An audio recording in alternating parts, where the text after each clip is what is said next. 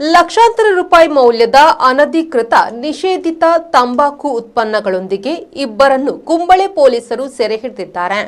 ಸಾಗಾಟಕ್ಕೆ ಉಪಯೋಗಿಸಿದ ವಾಹನಗಳನ್ನು ಕೂಡ ವಶಕ್ಕೆ ಪಡೆಯಲಾಗಿದೆ. ಕರ್ನಾಟಕದಿಂದ 2 ಟೆಂಪೋಗಳಲ್ಲಿ ಸಾಗಿಸಲಾಗುತ್ತಿದ್ದ ತಂಬಾಕು ಉತ್ಪನ್ನಗಳೊಂದಿಗೆ ಇಬ್ಬರನ್ನು ಸೆರೆ ಹಿಡಿಯಲಾಗಿದೆ. ಕಣ್ಣೂರು ಜಿಲ್ಲೆಯ ಚೇವೂರಿನ ಅನ್ಸಾರ್ ಹಾಗೂ ಸಾದಿಕ್ ಅಲಿ ಎಂಬವರು ಸೆರೆಗೀಡಾಗಿದ್ದಾರೆ. ಕುಂಬಳ ಎಸ್ಐ ಕೆಕೆ ಶ್ರೀಜೇಶ್ ನೇತೃತ್ವದ ತಂಡ ಕುಂಬಳೆ ಜಂಕ್ಷನ್ನ ಬಳಿ ವಾಹನ ತಪಾಸಣೆ ನಡೆಸುತ್ತಿರುವ ಮಧ್ಯೆ ಆಧಾರಿಯಾಗಿ ಬಂದ 2 ಟೆಂಪೋಗಳನ್ನು ತಪಾಸಣೆ ನಡೆಸುವಾಗ ನಿಷೇಧಿತ ತಂಬಾಕು ಉತ್ಪನ್ನ ಪತ್ತೆಯಾಗಿದೆ.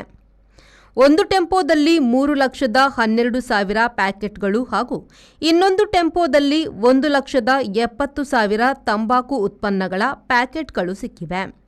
ಇವುಗಳ ಮೌಲ್ಯ ಸುಮಾರು 15 ಲಕ್ಷ ರೂಪಾಯಿ ಆಗಿರುವುದಾಗಿ ಪೊಲೀಸರು ತಿಳಿಸಿದ್ದಾರೆ. ಈ ತಂಬಾಕು ಉತ್ಪನ್ನಗಳನ್ನು ವಿವಿಧ ಭಾಗಗಳಿಗೆ ಮಾರಾಟಕ್ಕಾಗಿ ಕಳ್ಳ ಸಾಗಾಣಿಕೆ ಮಾಡಲಾಗುತ್ತಿತ್ತು. ಬಂಧಿತ ಇಬ್ಬರ ವಿರುದ್ಧ ಪ್ರಕರಣ ದಾಖಲಿಸಿಕೊಂಡು ತನಿಖೆಯ ಬಳಿಕ ಅವರನ್ನು ಬಿಡುಗಡೆ ಮಾಡಲಾಗಿರುವುದಾಗಿ ಪೊಲೀಸರು ತಿಳಿಸಿದ್ದಾರೆ.